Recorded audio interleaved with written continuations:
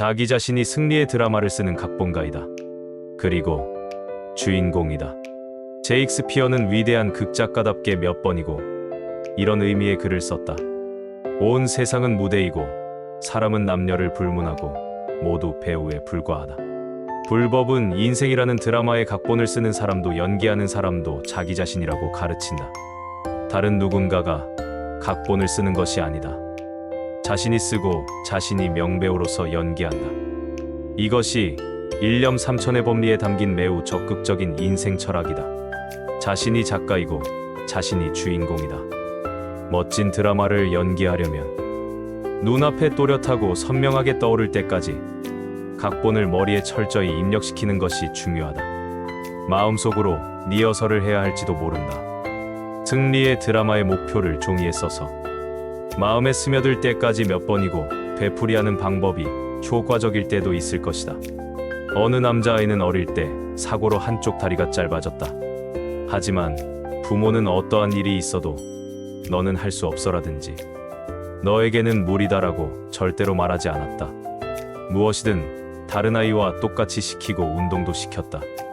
할 수 있다고 생각하면 반드시 할 수 있다, 할 수 없다고 한다면 내가 하기도 전에 할 수 없다고 생각했기 때문이다라고. 그 행동은 정신주의나 관념론이 아닌 인간의 잠재 능력에 대한 확신이었다. 그 아이는 학창 시절에 우수한 풋볼 선수가 되고 사회에서도 성공했다. 러시아의 작가 막심 고리키는 재능이란 자신을 믿는 일이다. 자신의 힘을 믿는 일다라고 말했는데 참으로 그대로 되었다. 영국의 위대한 소설가 윌터 스콧이 이렇게 말했다. 겁이 많은 인간은 모든 일이 불가능하다. 왜냐하면 그 사람에게는 모든 것이 불가능해 보이기 때문이다. 불가능하다 할 수 없다는 일념은 모든 것을 정말로 불가능하게 한다. 부모가 늘 자식에게 너는 가망이 없는 아이가 되어버릴지도 모른다. 어서에는 화엄경을 인용해 이렇게 쓰여 있다. 마음은 솜씨 좋은 화사가 종종의 오음을 만들듯이 일체세간 중의 법으로서 만들지 않음이 없도다.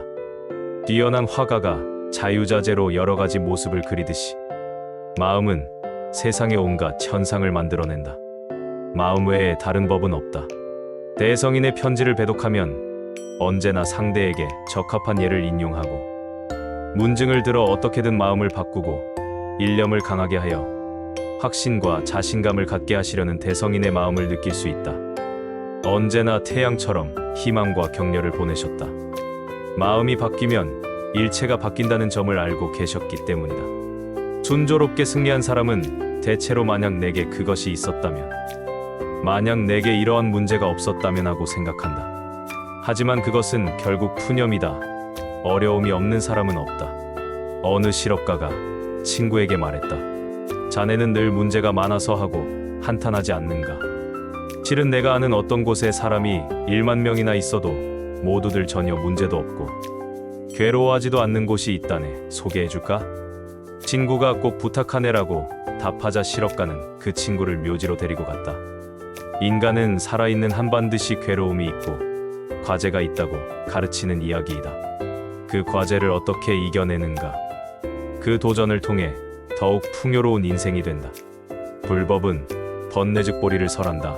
괴로움이 큰 만큼 창제의 힘으로 그 괴로움을 더욱 큰 행복으로 바꿀 수 있다. 석존시대에 어느 여성이 사랑하는 자식을 병으로 잃었다. 너무 슬픈 나머지 제정신을 잃고 죽은 아이를 끌어안은 채 거리를 헤맸다.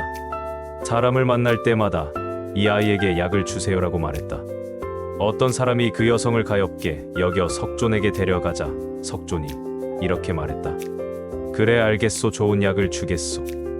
마을에 가서 흰겨자씨를 얻어오시오. 단 반드시 사람이 죽은 적이 없는 집에서 얻은 흰겨자씨여야만 하오.